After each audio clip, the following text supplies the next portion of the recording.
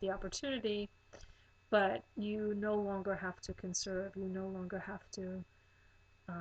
Now you can indulge. Now you can save. Now you can take that money that's saved to do something that you want to do for yourself. So luxury products and all these brands that we have, right, become parts of our consumer culture because individuals believe that through those brands, through acquiring those brands, they can have a certain amount of prestige. They can feel good about themselves. They can become popular. They can become loved by others because they have access to these brands. So it's an interesting understanding of the historical aspects that needed to be there. So in order for this economic system to develop, you had to have a particular philosophy or ethic that originates out of Protestantism and not out of the other religions which have the collective orientation.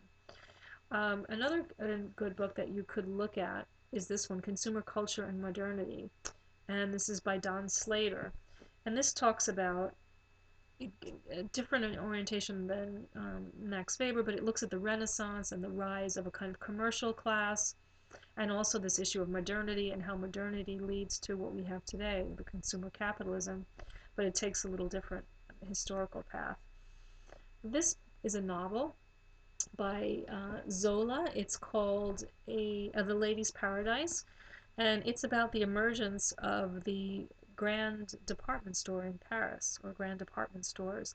So it's a novel, but in the novel, it traces this. It's about the emergence of the department store, and you can see how people's lives are fundamentally changed because one of the important things about consumer capitalism is that there is the element of fantasy and the element of excitement and the idea and the feeling that comes with it, this enthusiasm that comes with it, that one can change their life and one has control of the life through the marketplace. And so what the book looks at is, think about how important women are to consumption and to marketing, how important it is for marketers, for brands, for companies to reach women because they're oftentimes the ones who are even purchasing things for men, clothing for husbands or for sons, or for men in their lives that they're interested in, brothers, whatnot. Sometimes men are not, or men are not as interested in shopping. We know that. So, what happens for the first time with the rise of the department store? Now, when you have people who are a middle class or upper middle class and who can afford to buy things, so that's why you have the emergence of the department store. Before, you have small stores. They were not very interesting. They were kind of dirty and dusty and dark looking. Of course, for richer people, the stores might have been a better quality, but not very enticing. And what happens with the department store is now you have this element of amusement, of fun, of fantasy, and that's very much like the shopping or the consumer experience we have today, whether it's online shopping or going to a store. We lost a lot of the grandeur, I think, of the department stores. But when you go into these luxury stores, you will see that this idea of having a theme and of having music and having people into the entertainment of seeing people and of seeing the merchandise very artfully displayed and the architecture of the stores, the placement of the merchandise. All these things are, it's like in a sense going to a museum, a gallery, but it's also alive and vibrant, and there's a sense, an atmosphere of fun and of excitement and not seriousness. But what happens that's very important to the whole consumer revolution is that for the first time, women, and now we're speaking about middle class, upper middle class women, are allowed out of the household in order to go and spend the day shopping. So women have nothing of these higher classes are confined to the household, and the only time they're interacting with people is in the family events when they're having a ball or a dance or a dinner. And women are not free to simply go out on their own to ride a bicycle or to take a walk. You had to be escorted by a brother, by a chaperone. Marriages are for the most part arranged within the family circle. So there is no, no,